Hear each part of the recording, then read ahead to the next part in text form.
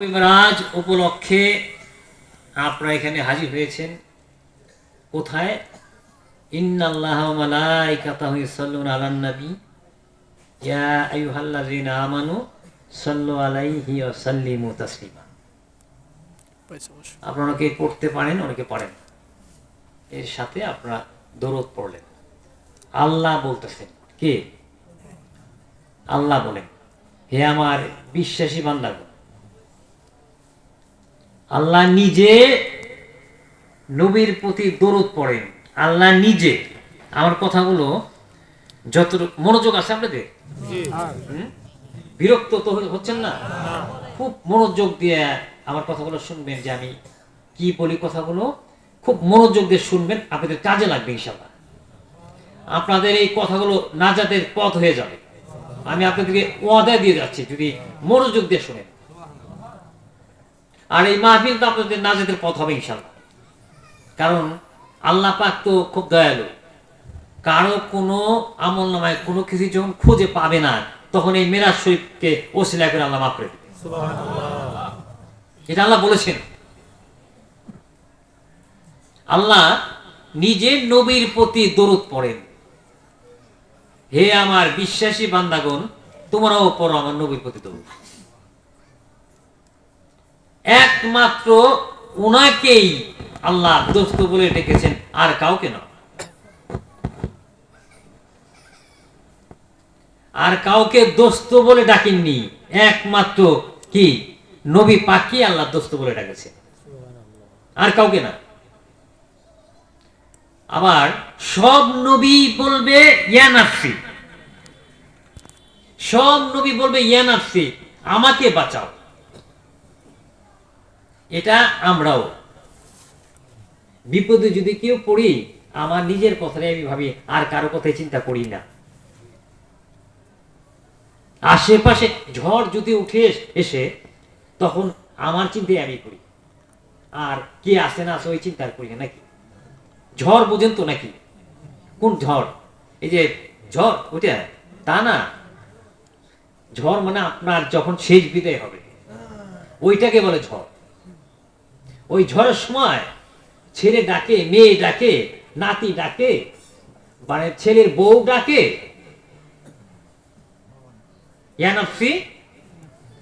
না ভুল বলতেছি? কথাগুলো আপনার সাথে মিলিয়ে নিয়েন, কিন্তু আমাদের মানে বাস্তবে মিলাবেন আমার কথাগুলো। আমি অবাস্তব কোনো কথা বলি না। সেই নিদানের দিনে, ওই নিদানের দিনে একমাত্র এই যার সামনে আজ মাহফিল করছেন, উনি বলবেন ইয়া মাতি,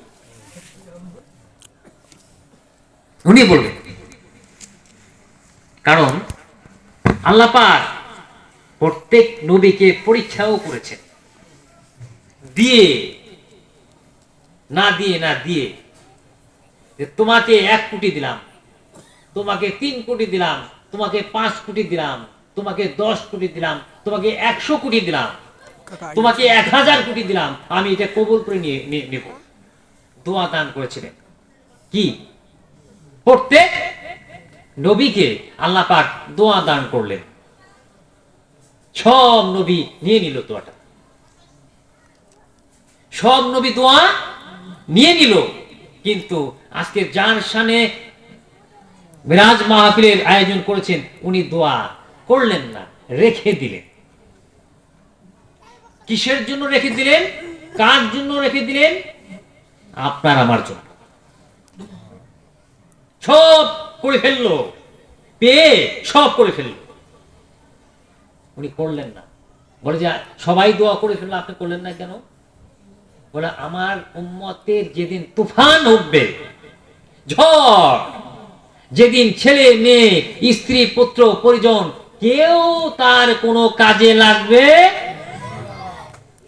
না, ওই দিন এটা কাজে লাগাবো।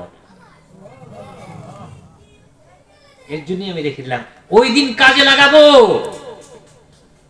সেই প্রেমে মশগুল হয়ে আজ আপনারা এই শবে মেরাজে হাজির হয়েছেন। নাকি মায়েরাও আসছে, অনেক মায়েরা। মা কত বড় জিনিস জানেন? হ্যাঁ, কত বড় দাম মায়ের, অনেক বড় দাম, অনেক বড়। মা হচ্ছে খনি। কি? মা হচ্ছে খনি। স্বর্ণের খনি না, স্বর্ণের খনি চেতন। হীরার খনি না, হীরার খনি চেতন। তেলের খনি না, তেলের খনি চেতন। কি? মায়ের পেটের থেকে যে সন্তান আসে সারা বিশ্ব জয় করে ফেলে, নাকি ভুল বলতেছি?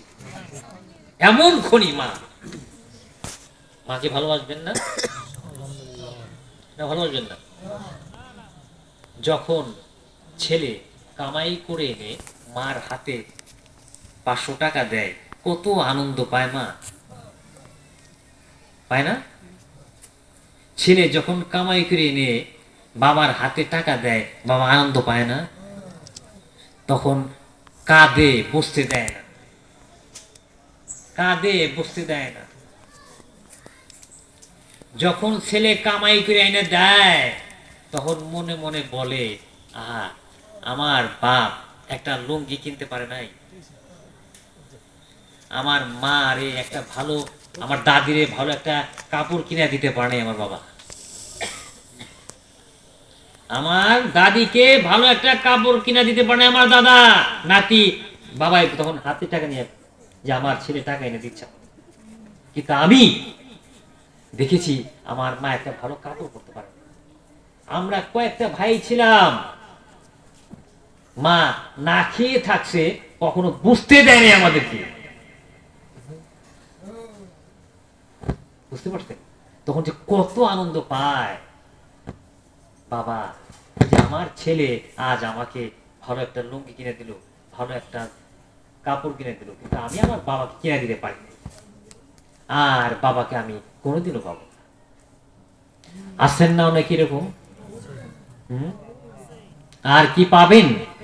বাবাকে। আর পাবো মাকে? আর মাকে পাবো না। মা চিরদিনের জন্য আমাকে ছেড়ে চলে গিয়েছে। এর জন্যই বলেছে মায়ের পায়ের নিচে সন্তানের। এর জন্য আমি আপনাদেরকে অনুরোধ করব, যুবক যারা আছো তাদেরকে অনুরোধ করব, তোমরা কামাই রোজগার করে মায়ের কাছে এনে সম্পূর্ণ টাকাটা দিয়ে দেবে। কামাই করে এনে সম্পূর্ণ টাকা মায়ের হাতে এনে দিবে, অথবা বাবার হাতে এনে দিয়ে দেবে। তোমার বাবা, তোমার মা, তোমার ভবিষ্যৎ উজ্জ্বল হবে, সুন্দর হবে, তুমি সুখে থাকবে, শান্তিতে থাকবে। এইটাই মা এবং বাবা কামনা করেন সন্তানের জন্য। যতই কিছু বলুক না কেন, একমাত্র সন্তানের জন্য মাই বসে থাকে, নাকি? ছেলে না আসা পর্যন্ত ঘুম আসে না, ঘুমায় না, সবাই ঘুমিয়ে পড়ে, মা আর ঘুমায় না। অনেক রাত্রে আসার পর তখন চট করে মা বলে, তুই আইসোস নাকি? সেই দরুদকে ভালোবাসবেন না? এই দরুদকে যে হারিয়েছেন, আর কি পাবেন? আর ওই দরুদকে পাবো না, দরুদকে আর খুঁজে পাবো না। তো আমি বেশি কথা বলবো না। আজকে যে প্রকৃত আমাদের যে মাহফিল, মেরাজ, শবে মেরাজ, শবে মেরাজ, সব অর্থ রাত্রি, মেরাজ অর্থ ঊর্ধ্বগম। সব অর্থ রাত্রি, মেরাজ অর্থ ঊর্ধ্বগম। আজ আমাদেরকে এই শবে মেরাজের মাহফিলে আসার শক্তি আল্লাহ দিয়েছে। অনেক মানুষ আছে আজ এই মাহফিলে আসার মতন তৌফিক আল্লাহ তাকে দেয়নি। বা অনেকে আছে হাসপাতালে পড়ে আছে, অক্সিজেন দিয়ে রাখছে, পা কেটে ফেলতে হবে, টিউমার হয়েছে, তার চোখ অপারেশন করতে হবে, কানে শুনে না, কানের পর্দা ফেটে গেছে, পেট ভারবার হয়ে থাকে। এইরকম অনেক রকম অসুস্থ নিয়ে মানুষ বসবাস করতেছে, নাকি? অনেকে আছে হাঁটতে পারতেছে না, অনেকে আছে চোখ থাকতে দেখে না, কান থাকতে শোনে না, আছে না? আল্লাহ পাক সমস্ত অবস্থা থেকে রক্ষা করে হেঁটে আল্লাহ পাক আমাদেরকে বেহেশতে এনে বসে রাখছেন। সুবহানাল্লাহ। এর চেয়ে সৌভাগ্য আমার আপনার আর কি আছে? একদিন এই জৈবন জোয়ার শেষ হয়ে যাবে না নাকি? তখন উপায় হবে কি? তখন উপায় হবে কি? একদিন সব শেষ হয়ে যাবে। এখন আল্লাহ যা করেন ভালোর জন্য করেন না? যা করেন ভালোর জন্যই করেন। এর জন্য কাউকে হিংসা করবেন না, কাউকে বিদ্রুপ করবেন না, কাউকে ছোট মনে করবেন না। করা যাবে? রসুল করছেন? হ্যাঁ, করেননি। রসুল করেননি। আর রসুলকে সবচেয়ে বেশি ভালোবাসতে হবে। আজকে যার শানে এই মাহফিল, তাকে সবচেয়ে কি বেশি মহব্বত করতে হবে। কি করতে হবে? সবচেয়ে বেশি মহব্বত। উনি যখন মক্কা থেকে মদিনা আসেন, লক্ষ লক্ষ লোক ওনাকে দেখার জন্য দাঁড়িয়েছিল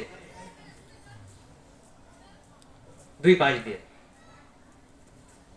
তো এবং ওনাকে হাদিয়াও দিয়েছিল।